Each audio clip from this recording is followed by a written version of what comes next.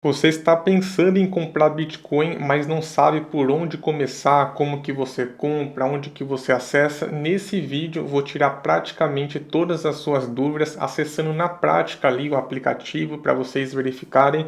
Além disso, também comentando sobre as melhores corretoras de criptomoedas do Brasil, principais custos envolvidos, as taxas também. 4 ETFs para você ficar exposto 100% ao Bitcoin, quais são os indicadores para você fazer uma breve análise, principais riscos e também no final a minha opinião. Peço que vocês vejam então esse vídeo até o final e também deixe o seu like na confiança. Se você é novo aqui no canal, muito prazer, eu sou Kaique, certificado Ambima de Investimentos. Nesse canal comentamos sobre educação financeira, investimentos de modo geral, então se você é desse ramo, não se esqueça de se inscrever no canal. Primeiro tópico aqui, o preço do Bitcoin hoje, antes de começar, 15 de maio de 2026, está em 401 mil reais ou então 79.180 dólares, que é o principal, a gente ter uma referência internacional. Tem dois fatores que envolvem o preço em reais do Bitcoin, como por exemplo a própria influência do Bitcoin, na parte de valorização do Bitcoin, e também você pode ganhar diante da valorização do dólar versus o real.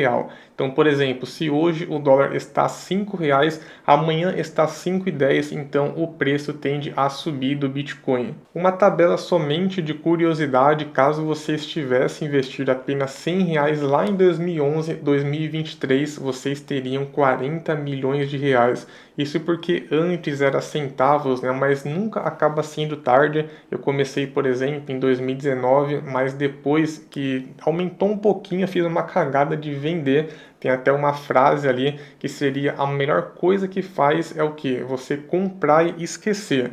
Não verificar notícias, análise, não. Só compra e esquece, que você tem grandes chances de ter alto retorno no futuro. Um estudo postado nesta semana, em maio de 2026, mostra as melhores corretoras de criptomoedas do Brasil. Primeiro aqui temos a Binance, que é a melhor corretora, é a mais segura atualmente e a maior do mundo em termos de volume de negociações. Tem o depósito grátis, taxas básicas, só se você resgatar, que aí tem um custo de R$ 3,50.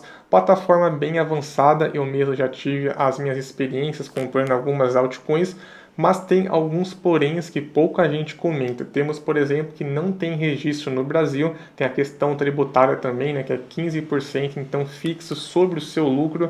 Caso você escolha uma corretora com CNPJ no Brasil, por exemplo, com sede no Brasil, como por exemplo o Mercado Bitcoin, as Foxbit também, acaba sendo bem melhor diante então da questão tributária, porque tem a isenção de até R$ 35 mil por mês caso você faça as vendas.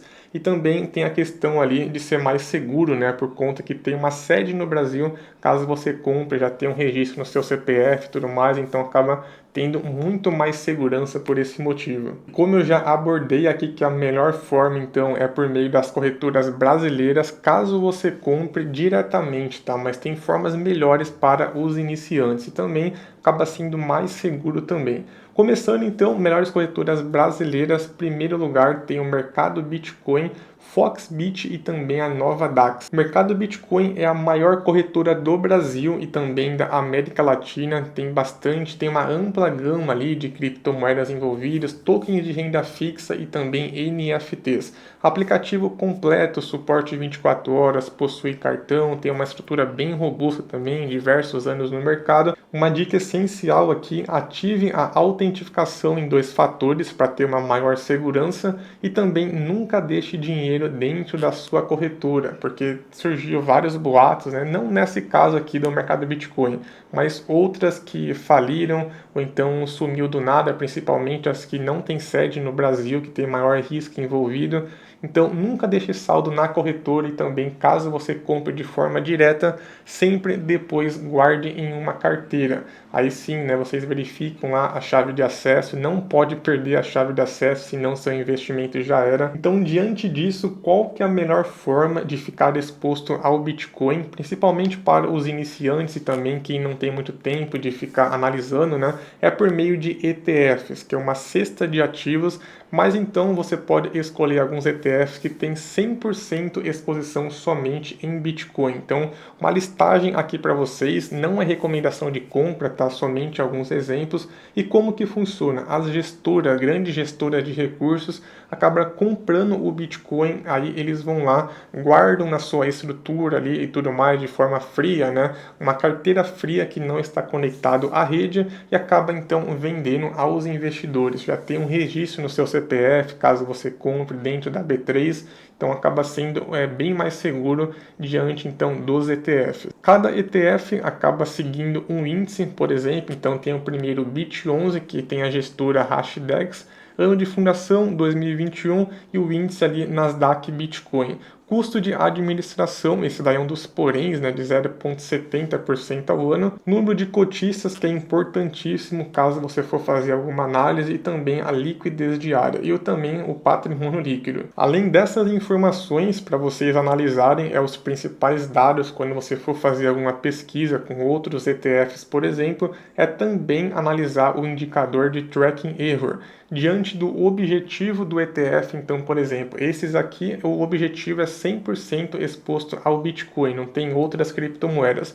Então, para analisar, temos um indicador Tracking Error que verifica então a oscilação do Bitcoin e como que esses ETFs está, né, para ver que tem que ser próximo, né? Porque é 100% então do Bitcoin, então tem que ficar próximo ali. Esse é o indicador Tracking Error que mede as oscilações. Então, verificando um estudo aqui do analista Geraldo Búrigo, análise até no mês 7 de 2025, os ETFs aqui acompanham sempre o Bitcoin, né? Como vocês podem ver, então acaba sendo aí uma segurança a mais. Um outro exemplo agora, mas que não seja 100% exposto em Bitcoin, no caso é 80%, e depois tem outras criptomoedas. Tem o Ethereum também, que é bem famoso, né? 12%, Ripple 5% e também outras altcoins, como por exemplo 1%, 2%, tá? Então está mais diversificado. Para vocês terem esses dados, dá para você consultar diante lá do site Status Invest, mas tem alguns atrasos envolvidos ali referente à atualização,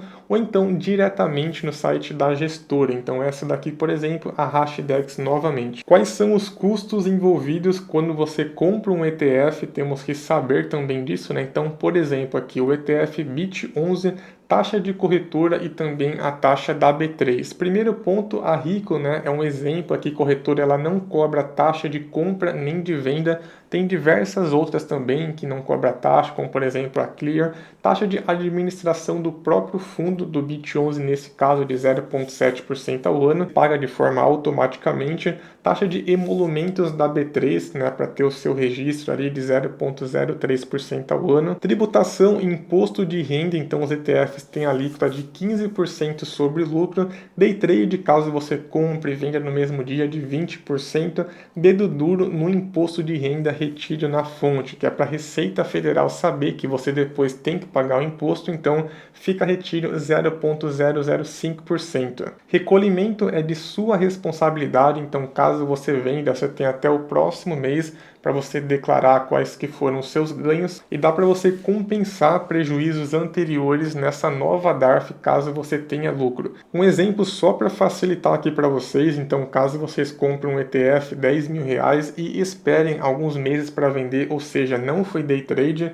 vendeu por 12 mil, ou seja, lucro bruto de R$2.000. Custos da B3 vai gerar em torno de R$6 e também sobra ali um lucro líquido de 1.994, porém tem um imposto que é 15% sobre o seu lucro, que vai sair então menos R$299. E como que vocês compram na prática? Por meio do próprio aplicativo ali, mas antes, caso vocês não conheçam os nossos serviços, temos por exemplo de planejamento financeiro individual das suas finanças, ou então treinamento em apenas 50 dias, uma estimativa ali, com aulas na qual você tem sobre mentalidade financeira, economia, renda fixa, renda variável, investimentos no exterior, também tem planejamento de aposentadoria, sucessório e também bônus de reforma tributária. Apenas R$50 por mês para você ter o acesso a todos esses conteúdos. Bom, então acessando aqui o aplicativo da Rico, é a minha corretora no caso, que não tem nenhuma taxa de compra, compra nem de venda,